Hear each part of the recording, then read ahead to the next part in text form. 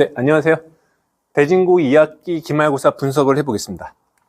이번 시험 범위가 교과서 범위도 있고요. 교과서 외 범위도 있었는데요. 자, 먼저 교과서 범위에 보시면 문법이 원래 대진고에서는 2학기 기말고사 문법을 빼게 되는데 중간고사에서 미처 다 못한 중세 국어를 수학 언어 지문을 중심으로 두 문제를 물어봤고요. 자, 현대시, 그리고 관동배고 이 폭포는 교과서 외 범위입니다. 유자소전, 소유냐, 존재냐. 이 소유냐, 존재냐는 수필이었지만 사실상 독서 문항으로 물어본 것이었고요. 그 이외에 교과서 범위가 추가됐는데 대부분 보시면 현대시들과 고전시가 연시조를 한 세트 추가해서 시가문학 위주로 이번 시험을 치르게 되었습니다. 문항 구성을 보시면 현대소설 세문항이고요. 현대수필 독서로 물어봤는데 역시 세문항. 문제는 뭐냐면 문법 비중은 좀 약화되어 있고요. 왜냐하면 중간고사에 미처 못 물어본 영역들을 물어봤기 때문에 문법 비중은 크지 않았지만 논술형 문항이 포함되어 있어서 변별력은 다소 높았습니다. 문제는 현대시하고 고전시가를 물어봐서 총 15문제를 물어봤는데요. 이 물어보는 방식도 자료 제시형으로 난이도를 좀 높였습니다. 보시면 변별력 요소 가운데 가장 중요한 것이 이번에는 자료 제시형 문항이 더 강화됐다는 것인데요. 고전시가 현대시 평론 또는 작품에 대한 해설 등을 다양한 자료로서 제시했는데 문제는 같이 추가된 작품들의 특성입니다. 꽃을 위한 서시라는 현대시 그리고 성의꽃도 현대시고요. 이형기의 폭포. 원래 범위에 들어와 있는 이 폭포는 김수영의 폭포였는데 이것과 같이 연계해서 이형기의 폭포를 같이 제시했습니다.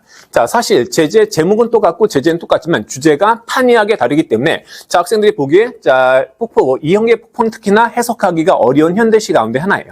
마찬가지로 꽃을 위한 서시 역시 일반적인 현대시와는 다르게 주지적인 관점에서 철학적인 인식론적인 문제를 담은 주제를 담고 있기 때문에 꽃을 위한 서시, 폭포라는 작품은 학생들이 해석하기가 매우 곤란한 작품이거든요. 물론 우리 학원에서 학생들은 폭포라는 작품은 보고 시험에 임했긴 해서 시간을 단축하고 해석에도 도움을 받았긴 했는데 문제는 산유화도 마찬가지입니다. 산유화라는 현대시는 어떤 영역과 연결했냐면 교과서 지문 가운데 소유냐 존재냐라는 수필과 연계해서 수필이라는 작품과 현대시를 연계해서 풀 것을 요구하는 문제. 평시조는 5편, 늘 나오는 5편은요. 작품의 주제 또는 표현상의 특징과 동일한 문제를 고르는 그런 문제에서 선택지들로 제시됐는데요. 뭘 할 수 있냐면 가장 중요한 게 다양한 작품들이 자료로 제시되었을 때 이 자료를 적절하게 제재와 관련시켜서 해석할 수 있는지. 그리고 평시조가 튀어나왔을 때 그 평시조의 가장 기본적인 주제상의 특징 그리고 표현상의 특징을 확인할 수 있는지 이게 가장 큰 변별력의 요소였고요. 두 번째는 논술형인데 대진고에서 항상 논술형을 한 문항을 제시하긴 하지만 각 2점 배정으로 5개 항목으로 나눕니다. 나눠서 부분 점수를 주게 되는데 이번에는 특히 중세 국어의 변천 양상에 대한 종합적 이해. 종합적 이해라 말씀드리는 이유는요. 지문에 나와 있는 건 소학언해라는 지문을 교과서에서 제시했지만 중간고사 범위였던 세종어제 훈민정음을 같이 자료로 제시했어요.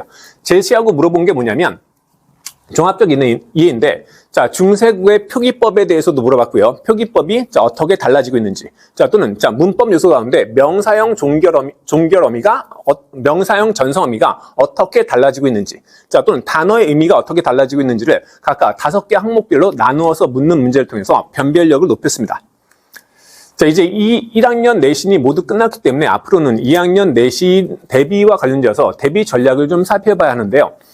수능 문제 해결력 확보. 왜 이걸 먼저 말씀드리냐면 오늘 시험을 치르고 나온 학생들이 한결같이 하는 얘기가 다른 자료를 제시하고 해석해서 문제를 풀 것을 요구하는 이 문제 유형 자체가 수능형 문항이기 때문에 내신을 위한 공부가 아니라 내가 수능 문제를 해결하기 위한 공부가 먼저 선행돼야 한다는 걸 학생들이 체감하게 됩니다. 이게 내신 방향이 수능 등급과 내신 등급을 일치하는 방향으로 이루어져 있기 때문에 내신만을 위한 공부가 아니라 수능 문제를 해결하기 위한 수능 문제 해결력 확보가 제 1순위입니다. 그래서 이걸 위해서 영역별로 그것이 문학이 되든 독서가 되든 또는 문법이 되든 지금 제가 말씀드린 문학, 독서, 문법이 곧 수능에서 그 등급을 가르는 가장 중요한 영역이기 때문인데요. 영역별로 지문을 분석하는 연습하고 각각 문제 유형별로 해결을 하는 연습. 가장 좋은 건 기출문제를 통해서 학력평가 기출문제여도 좋고요. 평가원에서 제시했던 6월, 9월, 11월 수능 모의고사나 수능 기출문제여도 좋고요. 이 기출문제들을 통해서 연습하는 그 학습이 반드시 필요하고요. 중요한 건 대진고 같은 경우에는 문법입니다. 자, 대진고 현재 1학년, 이제 2학년 되는 교육 과정상 대진고에서는 2학년 내신이 어떻게 이루어지냐면 1학기 때는 문학 위주고요. 2학기 때는 독서입니다. 자, 독서인데 이 독서도 문학을 포함해서 독서를 같이 묻게 되는데, 문제는 문법에 1년간의 공백이 생겨요. 그러니까 문법은 대진고 2학년은 아예 1년 동안 다루지 않게 되거든요. 그래서 아이들이 내 문법 학습을 점검하는 기회는 모의평가를 볼 때밖에 없는, 학력평가를 볼 때밖에 없는데, 문법에 공백이 생기기 때문에 반드시 문법 지식에 대한 이해, 그리고 그와 관련된 문제를 풀어오는 연습이 반드시 필요하고요. 마지막은 독서. 독서 같은 경우에는 학생들이 자기 점검할 수 있는 기회가 역시 학력평가 모의고사를 볼 때밖에 없습니다. 그리고 독서를 따로 열심히 공부하는 친구들이 없기 때문에 독서 같은 경우에도 역시 문제를 지속적으로 푸는데, 2학년 같은 경우에는 내년에 이제 올 겨울에 EBS 수능 특강이 나올 텐데, 그 수능 특강 문제집 가운데 독서 문제집을 가지고 계속해서 문제를 푸는 연습이 반드시 필요합니다.